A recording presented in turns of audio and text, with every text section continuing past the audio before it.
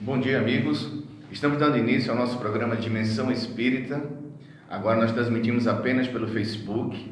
É um programa onde a gente busca realmente estudar a doutrina espírita e contribuir com todos os amigos que nos assistem, entender um pouco mais sobre essa doutrina maravilhosa que nos traz grandes esclarecimentos, né? Hoje nós não temos a presença do Gilberto Lima, da nossa amiga Kátia Prats e da Dorilda, que se encontra em Joinville.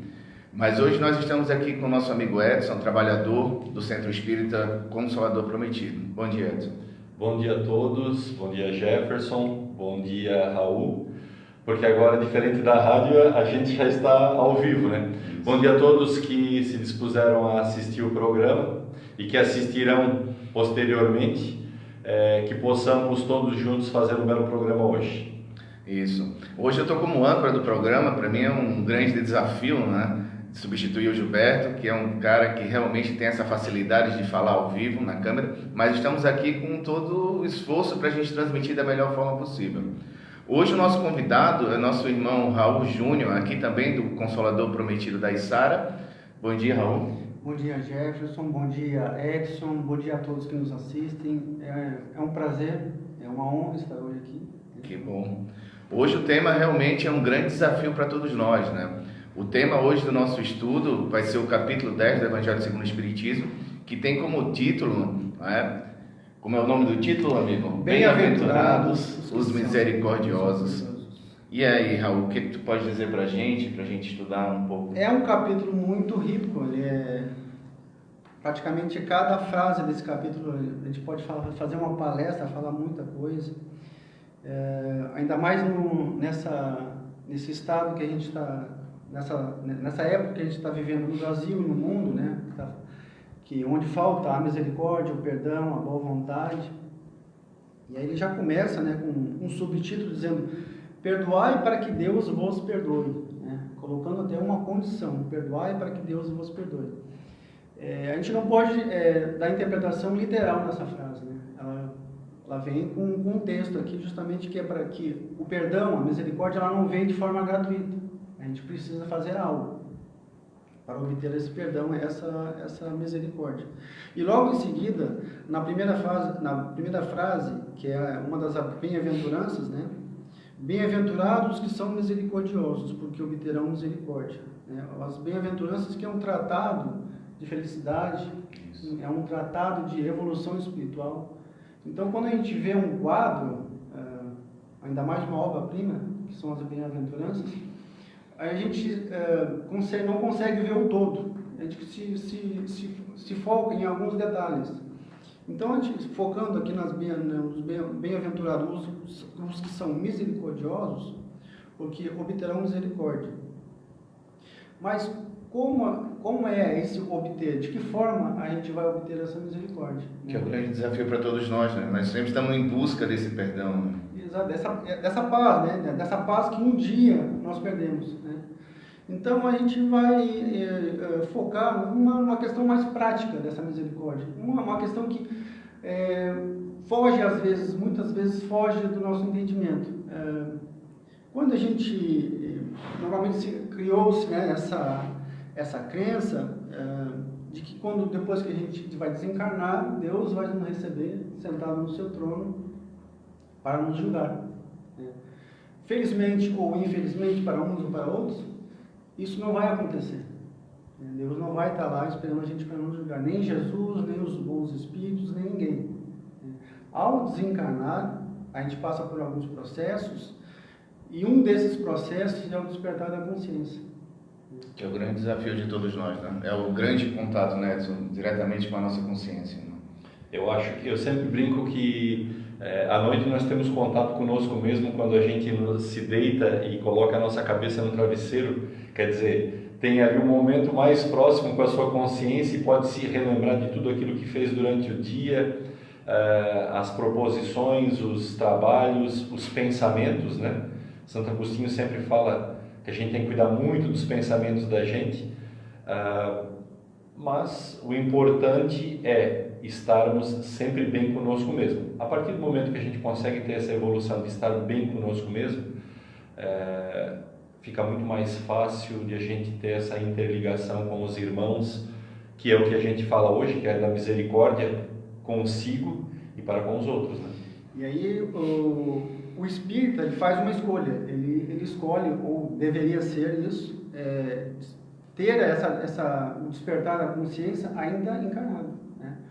A maioria do mundo hoje vive um sono gostoso, o sono da carne, né? A vida das sensações, e esquece dessa necessidade, ou não sabe, o fato de despertar a consciência. Então o espírita faz uma escolha de olhar para dentro de si, né? Ele faz uma escolha, e isso às vezes não é nada fácil fazer essa visão, né? Do que eu sou, do que eu estou no momento. E aí tem que ter coragem para olhar e perceber: eu sou egoísta, eu sou orgulhoso, eu sou vingativo, eu sou mentiroso, eu sou isso, eu sou aquilo. Justamente para poder se trabalhar, começar o início, né? Iniciar o trabalho de renovação. Então, esse despertar da consciência é muito importante, né? E aí, a gente começa a perceber que, ao desencarnar, no trabalho mediúnico, nas leituras que a gente faz, a gente, nas mesas mediúnicas, a gente recebe, né, irmãos desencarnados sofrendo muito pela culpa, pelo remorso. Então, a gente vai também ler nas obras de Chico Xavier, psicografado por Chico Xavier, espírito já no mundo espiritual, o espírito já trabalhando no mundo espiritual, já em cargos de responsabilidade, mas em outros recém-chegados, mas com um ponto em comum: a culpa, o remorso por ter deixado algo ou alguém pendente no mundo físico.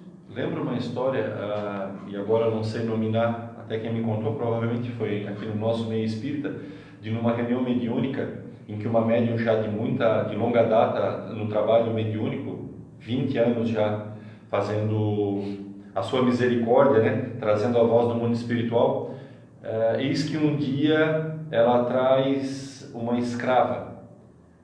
Porém, na vida passada, ela, médium, tinha sido a senhora do engenho, e a escrava se manifestou dizendo que a perdoava pelo todo o que ela havia feito. Então, ela já encarnada, né, numa nova vida, porém na vida passada ela havia sido senhora de engenho.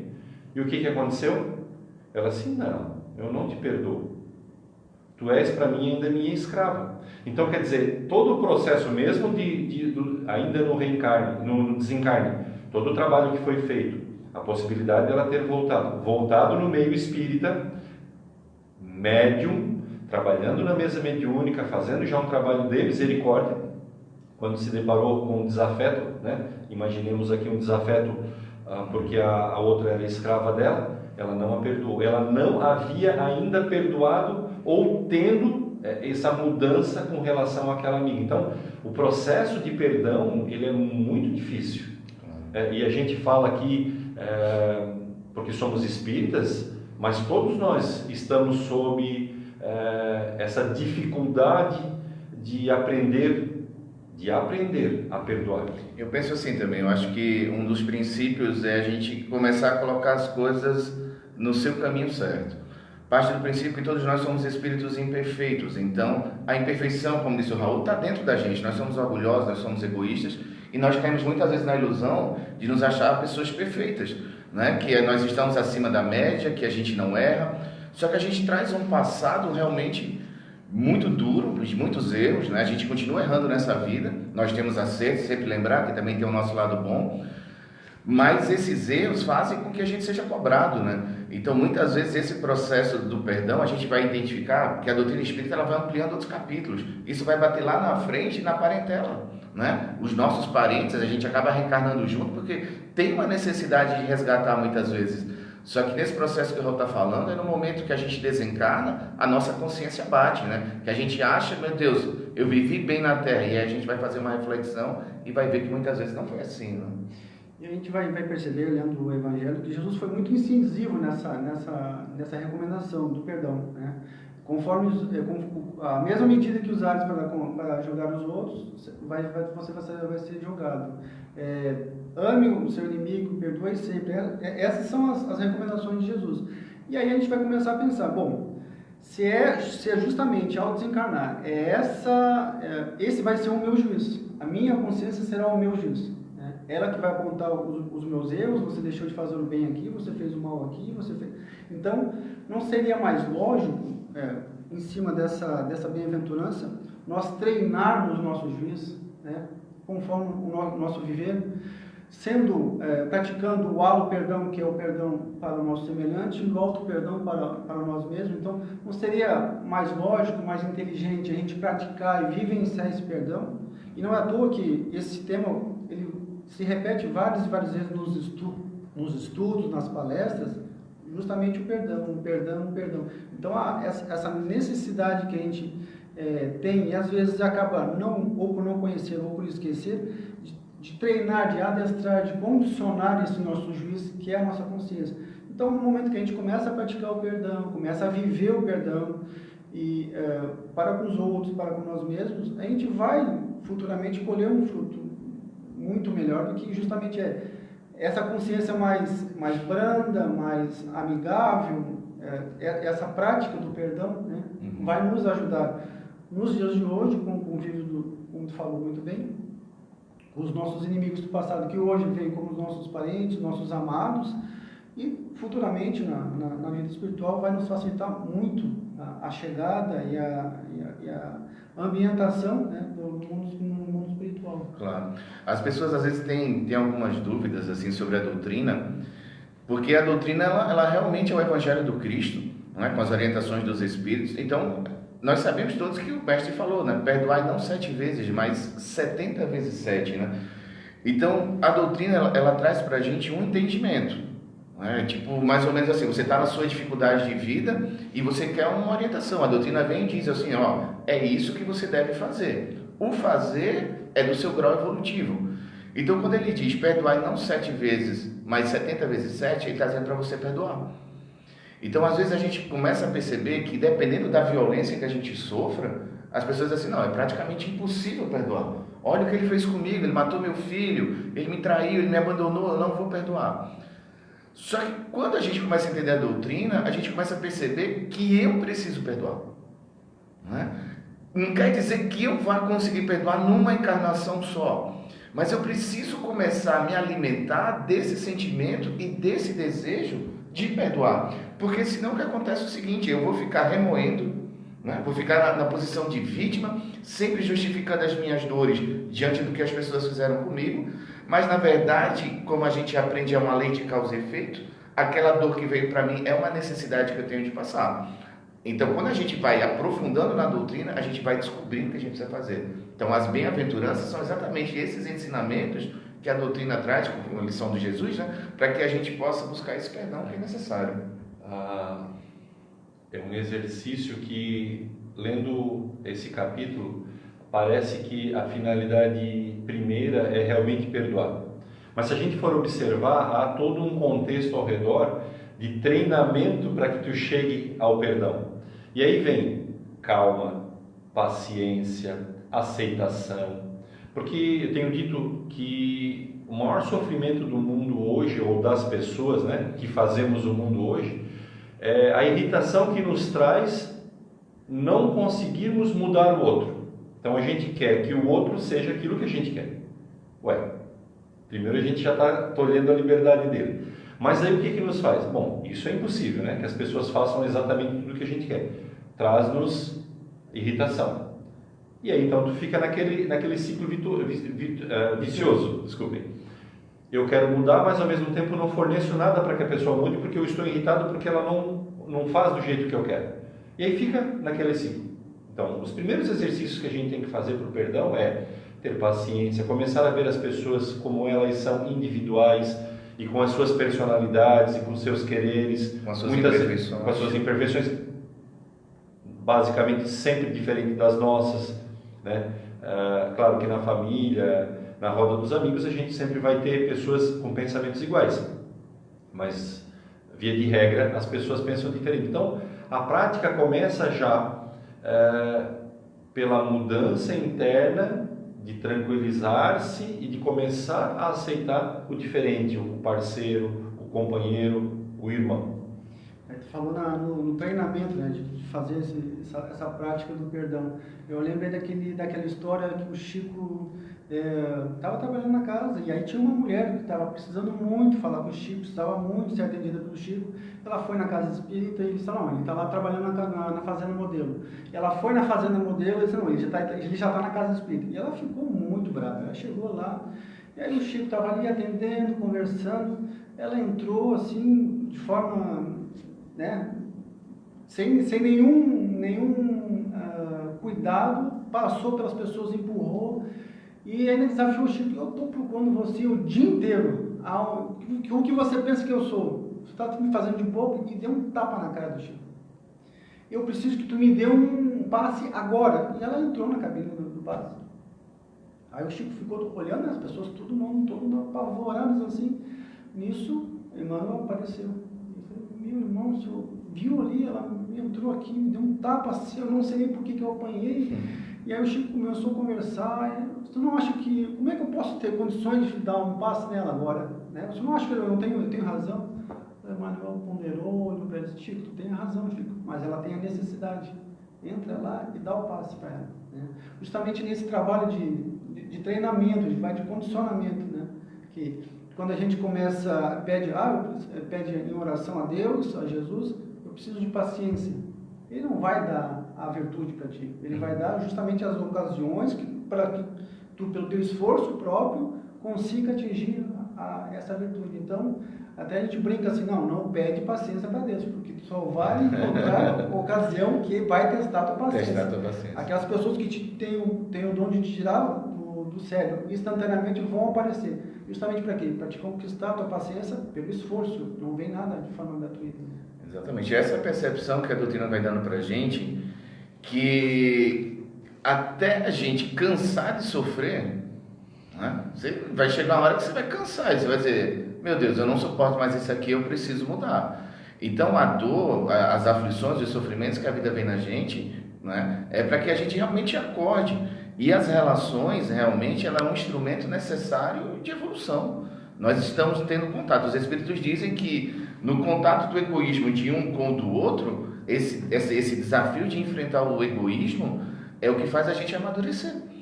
Então, quando você começa a subir um pouco no seu grau evolutivo, que você não vai sair de uma imperfeição para a perfeição de uma hora para outra, mas aos poucos você vai percebendo a doença do outro, você vai percebendo que o outro está em desequilíbrio, você vai perceber que ele é assim a vida toda, porque uma das coisas que mais me impressiona, a partir do momento que você começa a entender a doutrina espírita, é que você começa a conversar com as pessoas e a gente procura saber quanto tempo está com esse problema de relação. Aí vai dizer 5 anos, é 10 anos, é 20 anos, e a pessoa diz: mas ele não muda. Eu digo: tá, mas você mudou nesses 20 anos para conviver com essa pessoa que não muda?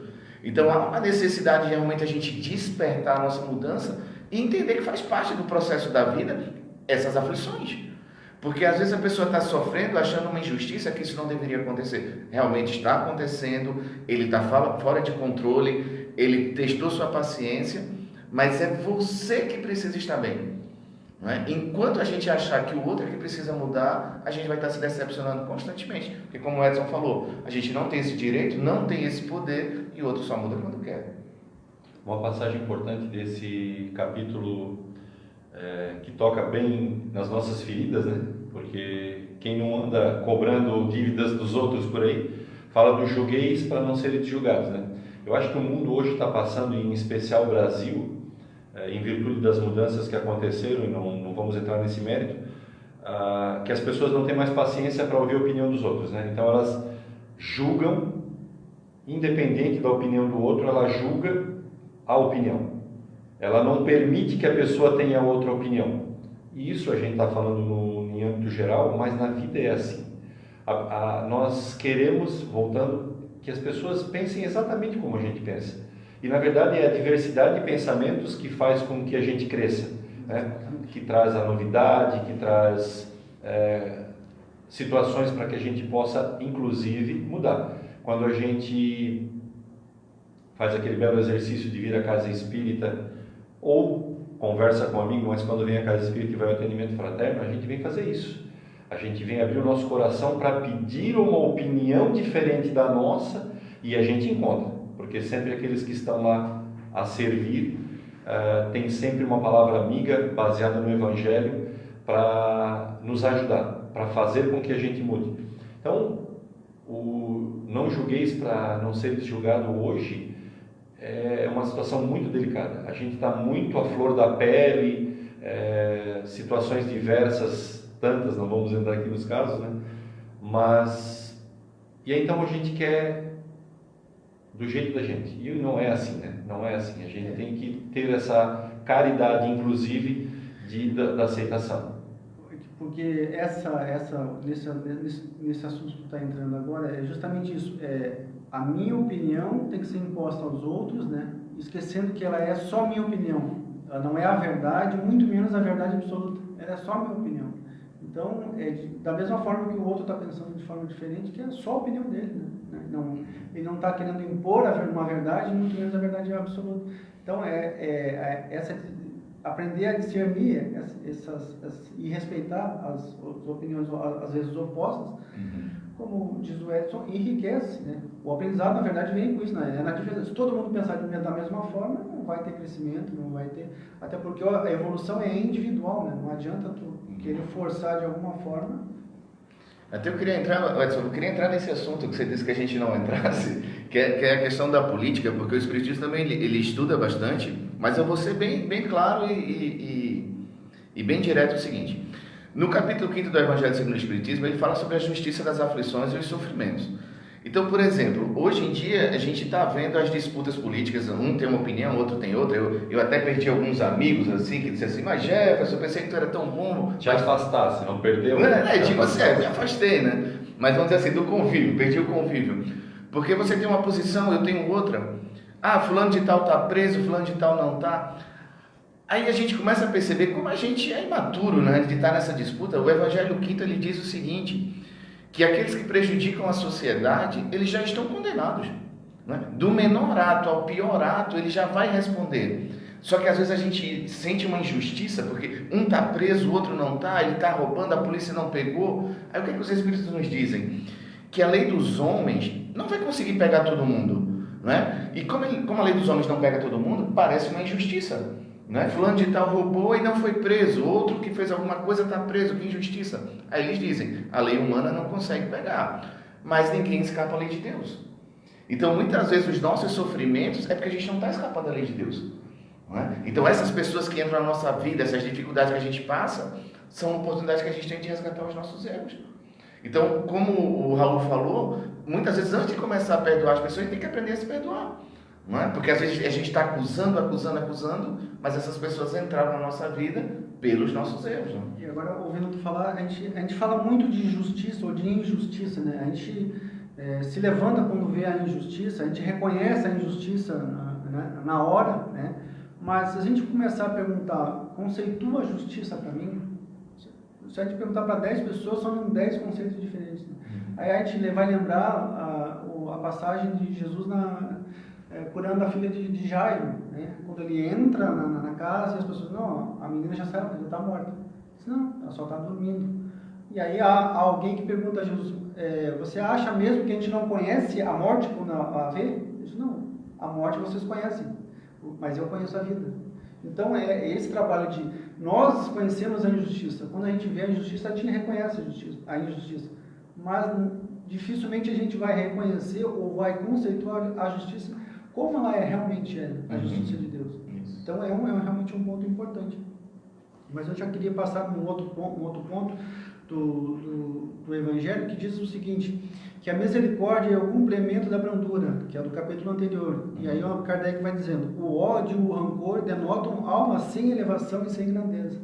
Então o ódio e o rancor, eles são associados aos espíritos vamos dizer assim, com pouca evolução.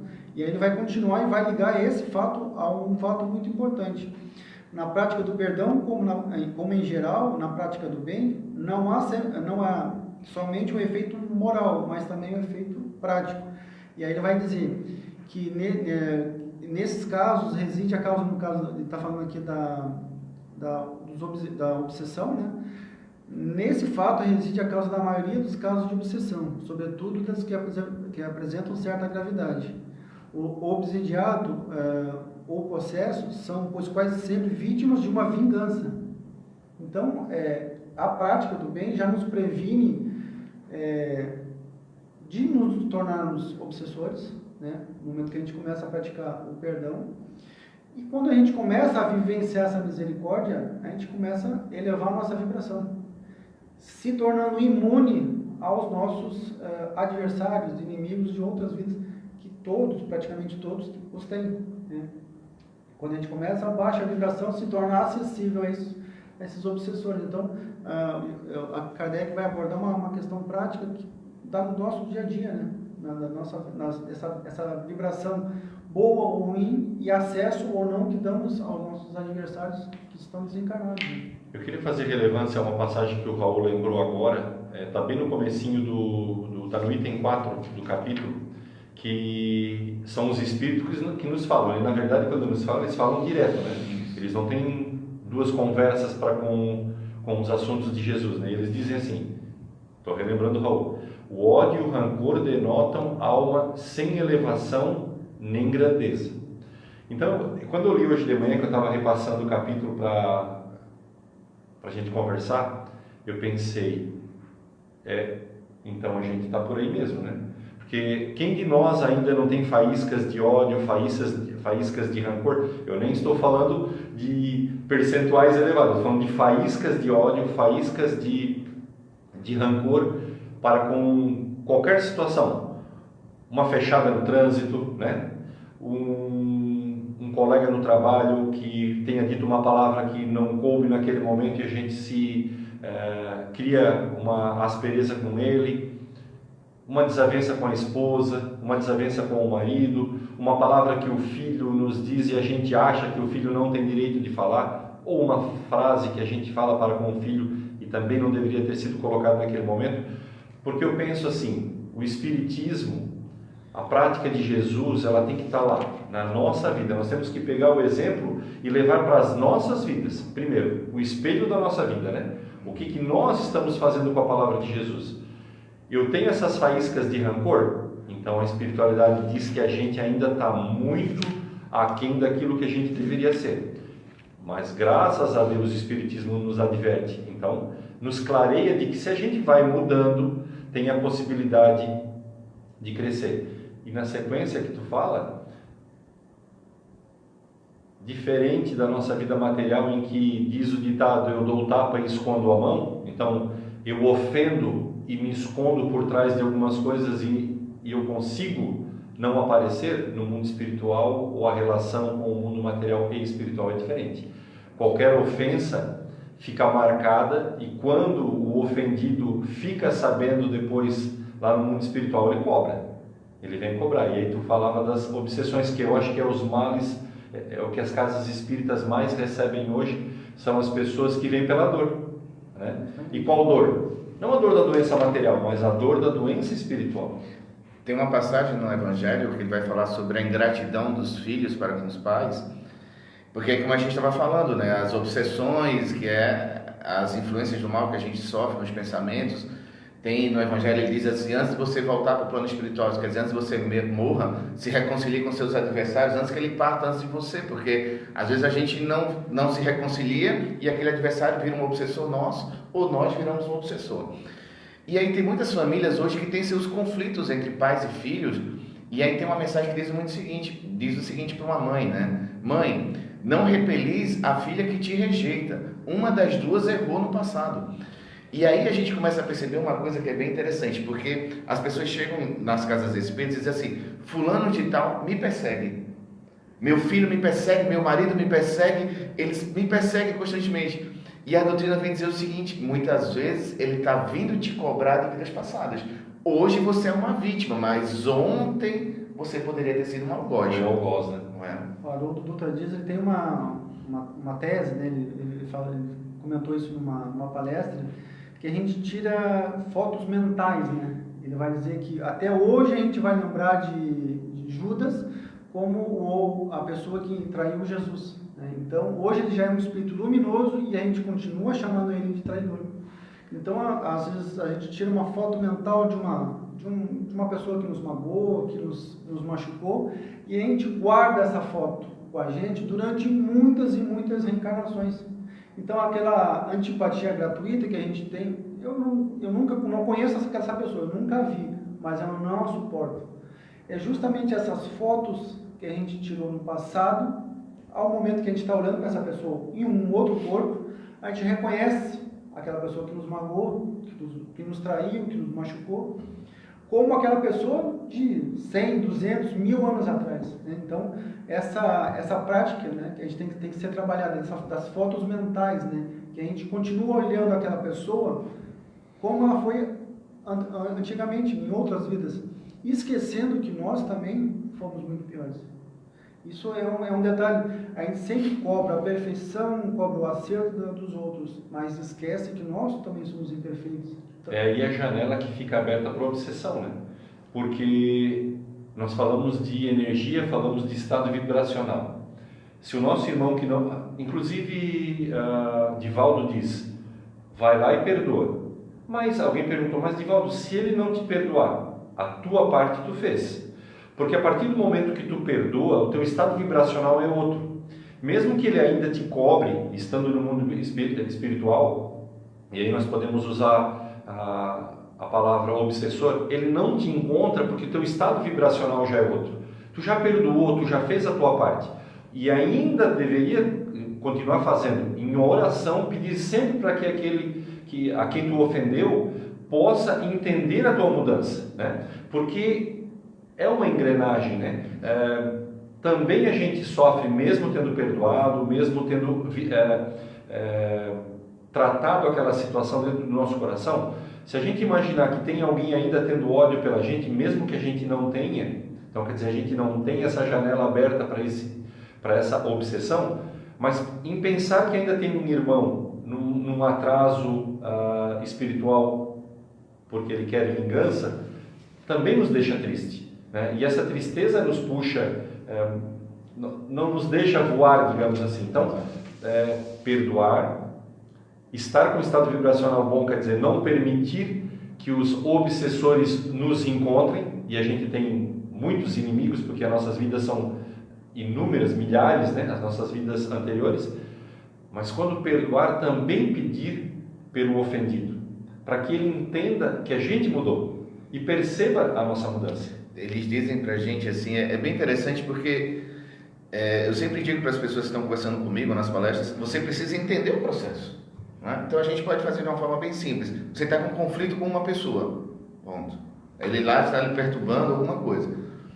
Primeiro, ele não entrou na sua vida ao acaso, não é? Você tinha alguma relação com aquela pessoa e você precisa se encontrar com ela para resolver alguma coisa. Outro ponto, inocente você não é.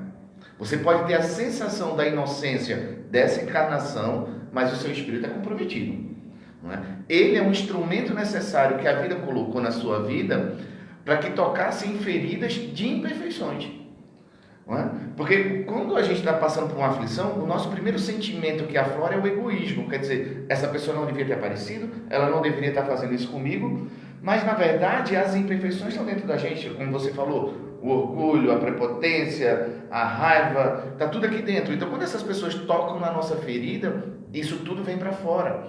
Quando a gente se aproxima do Evangelho, a gente, eu não posso ter esse sentimento por essa pessoa, eu preciso evoluir. Porque depois de uma dor que você vai no chão e você vai evoluir, você entende o grau evolutivo da pessoa. Você perdoou no sentido de dizer, não é o perdão máximo, porque muitas vezes isso vai levar a vidas, mas aquele perdão do processo. você já começa a compreender o grau evolutivo, você precisa usar a resignação, você precisa amadurecer. Aí você vai dizendo, poxa, estou me tornando uma pessoa melhor.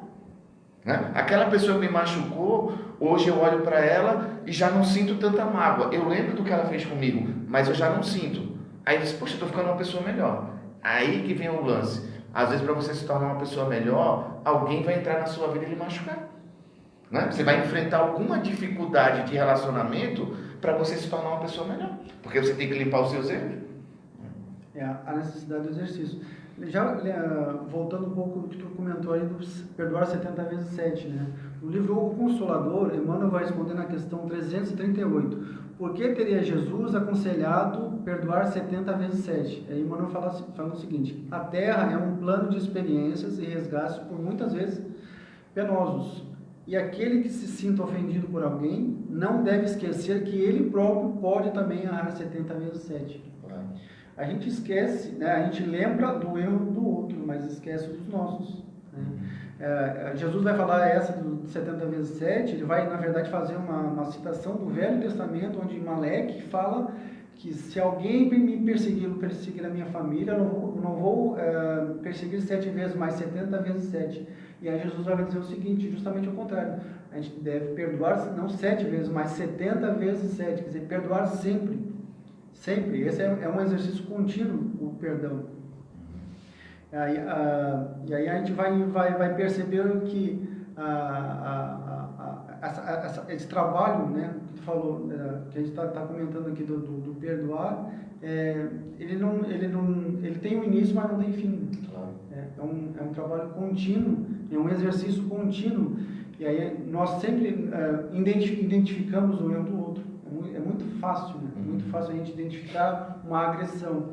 E aí Kardec também vai dizer que perdoar também é uma caridade. Assim como a caridade, quando a gente fala em caridade, a gente lembra em fazer a caridade. Doando uma cesta básica, doando uma roupa, fazendo coisas disso, mas a gente nunca se coloca no lugar de quem está recebendo. Nesse capítulo, é o capítulo da paciência também, ele fala o seguinte, que a caridade da esmola é a mais fácil de todas, mas existe uma mais penosa, quer dizer, um que vai te machucar, fazer a caridade, mas consequentemente muito mais meritória, que é te perdoar aqueles que Deus colocou no teu caminho para ser instrumento da tua dor e da tua própria paciência. Então muita gente brinca assim, meu Deus, eu acho que foi o diabo que botou essa pessoa na minha vida. Não, foi Deus.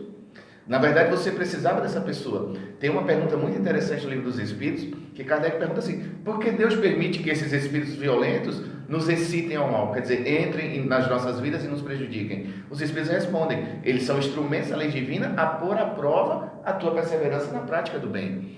E aí a gente precisa pegar outro ponto desses 70 vezes 7, que é muito interessante para a gente, o seguinte, eu tenho sempre essa lição como fazer o nível de evolução moral de cada um. Porque quando ele diz perdoar 70 vezes 7, ele não está dizendo a ofensa. Né? Tipo, o cara matou uma criança e aí você vai para o Evangelho. Perdoar não 7 vezes, mas 70 vezes 7 aquela pessoa que matou aquela criança. Um estuprador, você tem que perdoar 70 vezes 7. Aí as pessoas, não, é impossível. Por isso que nós somos espíritas e acreditamos na reencarnação. O nosso objetivo é perdoar aquela pessoa. Talvez na nossa consciência a gente não consiga perdoar uma violência dessa. Mas aí Emmanuel diz o seguinte, né, que é o orientador do Chico, o mentor do Chico, ele diz o seguinte, que os mais violentos da Terra, quando dão um sinal de melhora, os bons espíritos já estão incentivando, porque eles acreditam e têm a consciência que as piores pessoas vão evoluir. Aí chegando nesse ponto que a gente tem que perdoar o estuprador, que a gente tem que perdoar o assassino, o corrupto, que a gente tem que entender o processo deles e perdoar, e a gente diz, meu Deus, é impossível. Né? O cara assinou um decreto e matou não sei quantas crianças sem merenda. Não, ele está dizendo que você tem que amar e perdoar essa pessoa. Aí, não consigo. Aí tá, tudo bem, você não consegue perdoar essa pessoa. Como é que você não consegue perdoar o vizinho? Coisas mais simples do que isso, você guarda esse rancor todo. Você mesmo, né? Você não consegue se perdoar. Porque quando faz esses exemplos do estuprador, do ladrão, e aí nós vamos pegar aí situações diversas, tantas, a gente sempre faz situações grandes que nós não estamos enquadradas. Mas na verdade, nós somos delituosos das leis de Deus em pequenas coisas também.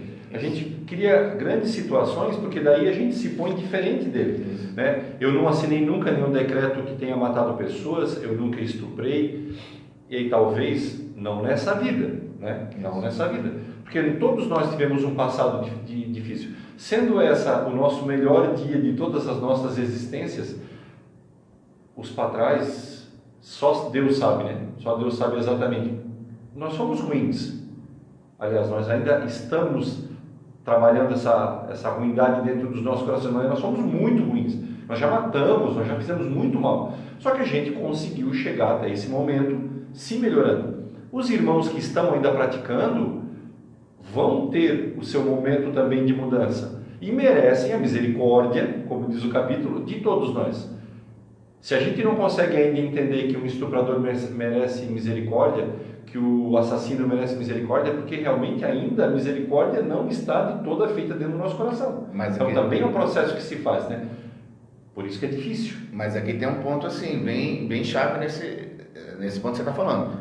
O que os Espíritos nos explicam, Jesus já explicou. Dá a César o que é de César, a Deus o que é de Deus. Se o cara estuprou, tem que ir para a cadeia. Sim. Se é doente mental, para o hospital psiquiátrico. Mas o meu sentimento para com o irmão é muito bom, né? Tem que ser o melhor possível. Emmanuel diz o seguinte: uma das melhores formas de perdoar é você saber que você é capaz de fazer pior do que aquela pessoa, porque todos nós temos essa capacidade. Já fizemos. Aplicar a lei é uma misericórdia. Aplicar a lei civil está para ordenar a vida material. Então, a partir do momento que eu pensar num linchamento de qualquer situação, seja moral ou seja material, eu não estou sendo misericordioso, inclusive com a lei civil. A lei civil diz que todo mundo tem o direito à plena defesa. Então, que primeiro a gente seja misericordioso e aplique a lei dos homens. E a lei de Deus, a gente sabe que automaticamente vai ser aplicada. Aproveitando já esse enquadramento que a gente está dando na lei da misericórdia, a gente falar da passagem da mulher adúltera, né? Onde Jesus, de frente àquela multidão, já disposta a apedrejar a mulher, pergunta, né, a todos: atire a primeira pedra aquele que nunca errou. Aquele que nunca pecou, aquele que nunca errou, atire a primeira pedra. E ninguém tem a iniciativa. Aí, se a gente começar a pensar, Jesus caminhou sobre as águas, curava cegos, leprosos, acalmava o mar, a tempestade, ou seja, ele podia fazer qualquer coisa. Ele pode fazer qualquer coisa. No estalar de dedos, ele desintegraria as pessoas, adormeceria as pessoas, mandaria cada um para suas casas. Não, o que ele resolveu fazer? Ensinar pelo amor. Ele ensinou a todos de uma vez só: atire a primeira pedra daquele que nunca errou. A multidão desapareceu, a mulher ele acode, né, e aconselha a não voltar a errar. Só que qual é essa reflexão pelo que a gente está conversando agora? Quantas vezes nas nossas vidas não somos nós as pessoas que atiram a pedra? Sim. Né? Sim. Jesus nós andamos com um saco de pedras. Exato. Ele nos fala todos os dias: atira a primeira pedra aquele que nunca errou. Um conhecido, um amigo, um familiar que errou, a gente é o acusador, o juiz e o executor. A gente se diz cristão, se diz espírita, estudioso do Evangelho, e no momento que uma pessoa mais precisa da gente, que a gente deveria acolher, esclarecer, consolar, a gente joga uma pedra. Muita gente nessa hora conversando comigo assim, quando a gente está discutindo esse assunto, as pessoas assim: eu ainda não cheguei nesse grau evolutivo de perdoar essas pessoas. Mas o que a doutrina faz com a gente? Que a gente perceba a situação, né? Que a gente comece a compreender a situação. Eu gosto muito dessa passagem da mulher adúltera, eu falo bastante nas minhas palestras. Primeiro ponto é o seguinte: você tem que saber, na visão dos Espíritos de Jesus, o que é o certo e o que é errado. Então ele está dizendo o seguinte: aquele que tiver sem pecado, que atire a primeira pedra. Isso quer dizer, na terra, ninguém tem moral para jogar pedra em ninguém. Não tem moral. A pessoa errou, ninguém tem moral. Só que vai jogar. Vai jogar. E se você errar, porque, por exemplo, eu gosto muito dessa lição porque tem dois pontos. Tem um ponto que ele explica para a multidão, né? Diz assim: olha, vocês não têm moral para jogar pedra, então não joguem pedra. Mas tem a lição da mulher adúltera, que é do auto-perdão. Para mim, a maior lição do auto-perdão. Porque o que acontece é o seguinte: quando ela olha para Jesus e Jesus diz assim: olha, eles foram embora, eles não te condenaram, nem eu, nem meu pai vai te condenar. Isso quer dizer o seguinte: não importa o seu erro, não importa o meu erro, Jesus nem Deus vai nos condenar. Mas o que é que ele diz? Vai e não peques mais. Quer dizer, assuma seus erros e se esforce para não errar. Isso quer dizer o seguinte: a mulher adúltera saiu dali. Se ela não buscou se transformar, se ela não buscou se evangelizar, se moralizar, ela não vai resistir às tentações e vai errar de novo. São 3 lições numa passagem, né? Todos nós temos os mesmos problemas, quer dizer, temos as pedras, carregamos pedras, então temos defeitos e as pedras já são um deles, né? Não julgamos, o Cristo não a julgou. E teria condição moral para julgá-la, mas no seu amor infinito não o faz. E aí depois diz: mude. Porque não pecar mais, no sentido de pecado, é dizer, não cometa mais erros, né? Pecado significa erro. Então não cometa mais o erro do adultério, ou da prostituição, no caso. Então, ele põe 3 lições numa passagem pequena do Evangelho, que está baseado na misericórdia, né? Ele foi extremamente misericordioso com todo mundo. Rapazes, não atirem pedra vocês, né? Porque a pergunta dele quer dizer isso, né? Nós somos todos iguais. Ele foi também, o próprio Cristo foi, passou por toda essa situação que estamos passando agora. Então, nós somos todos iguais, né? Eu não julgo, nem te julgue, né? E a gente tem a possibilidade de se mudar, a gente tem a possibilidade de crescer. E aí depois ela acompanha ele, né? Na caminhada dele. Uma lição importante para ficar bem claro para todos nós, que a doutrina e o Jesus nos ensina o seguinte: a condenar o erro. O adultério é um erro, o assassinato é um erro. A gente tem que aprender a diferenciar o irmão, não é, que comete o erro.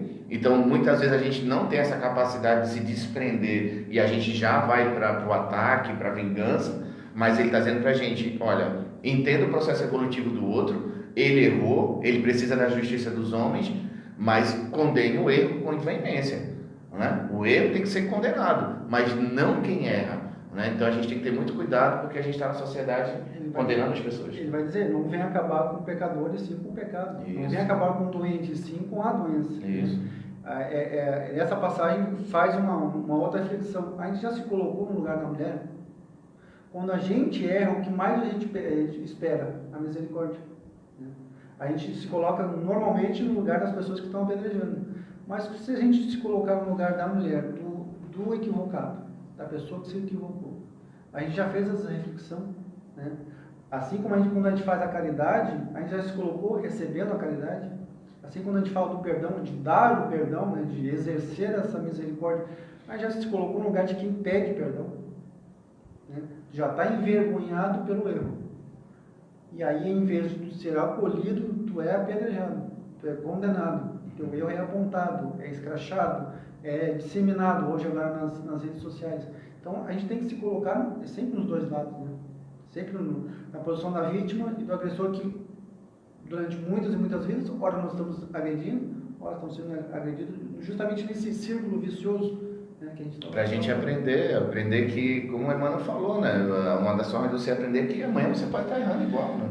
Então, para que vai jogar pedra? Se a gente for observar, a maioria das vezes a gente continua no erro, exatamente como o Raul falou. A gente tem a vergonha de se admitir errado. E aí, porque vai ser julgado? Exatamente por isso. A vergonha do linchamento público, né? Mas quando a gente observa que frente a um erro que a gente comete da nossa vida, qualquer, seja no trabalho, seja em casa, alguma coisa que a gente tenha cometido, e a gente simplesmente toma a atitude de dizer: eu errei, não vai acontecer mais. As pessoas também não têm mais uma atitude de te julgar, porque tu te auto-julgou e te declarou culpado.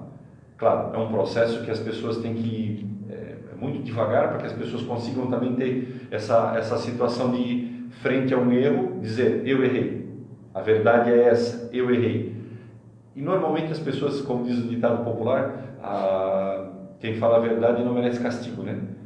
Mas é assim, porque quando a pessoa se auto-julga e se coloca nessa situação, quer dizer, tira a trave do próprio olho, sabe que tem um erro com ela e admite, ela já está dando o primeiro passo de se auto-perdoar e já está pedindo também o perdão de todos os outros, né? Isso aí.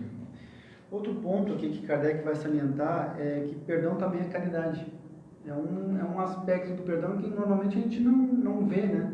E aí a gente vai ver lá na pergunta 886 do Livro dos Espíritos, Kardec pergunta como Jesus enxergava a caridade. E aí ele vai dizer que é o BIP, benevolência, indulgência e o perdão, né?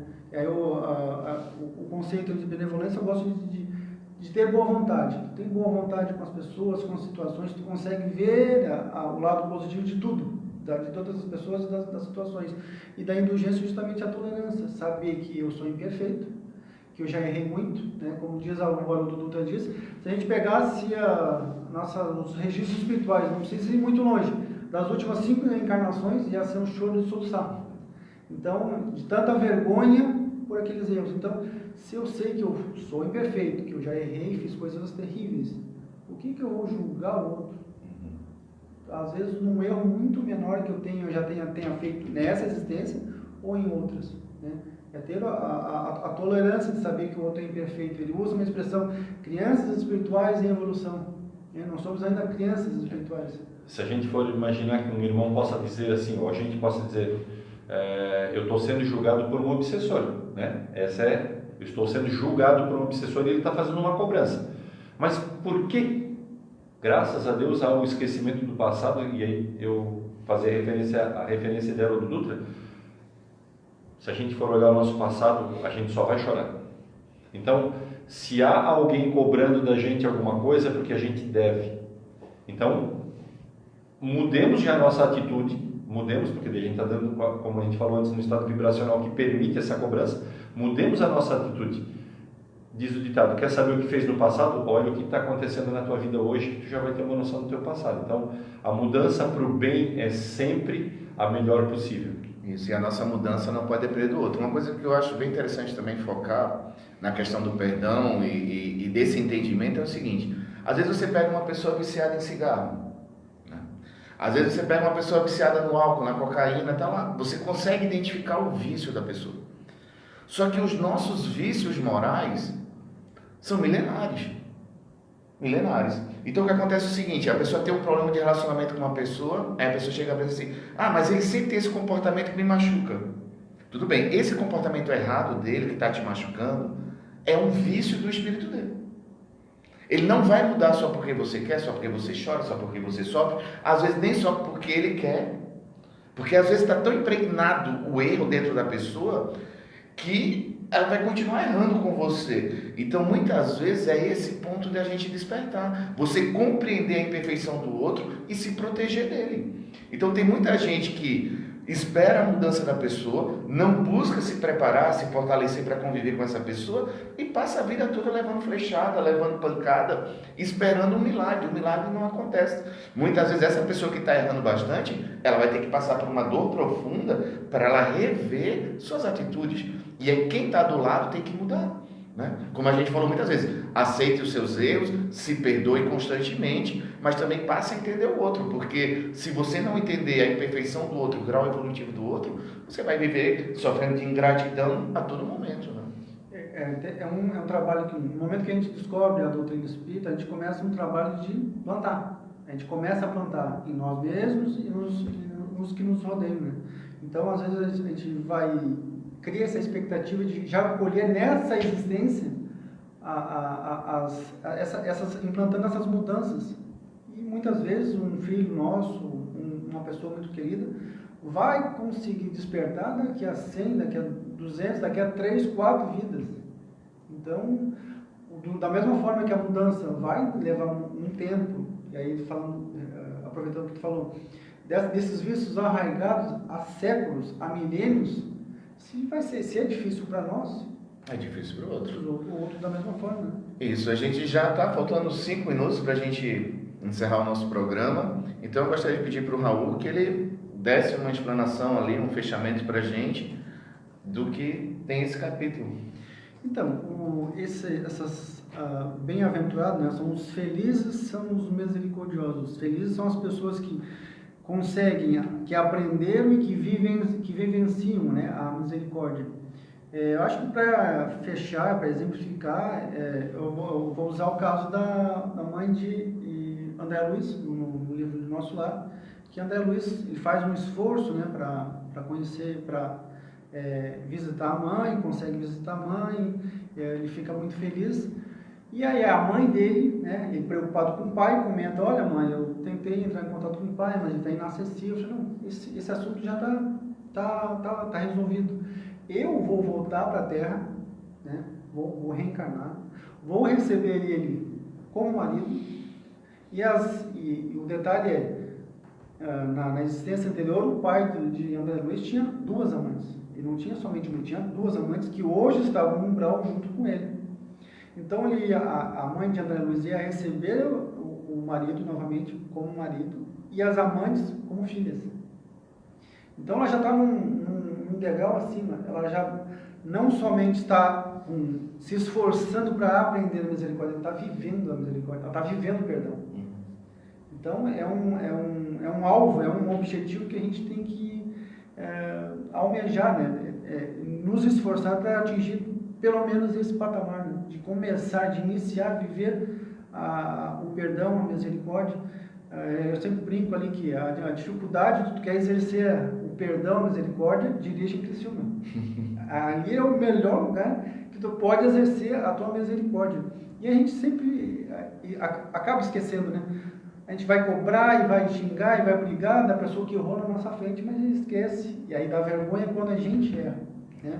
A dona Duda vai falar um dia que estava andando ali no trânsito de Belo Horizonte, uma pessoa cortou ele e ele baixou o vidro para...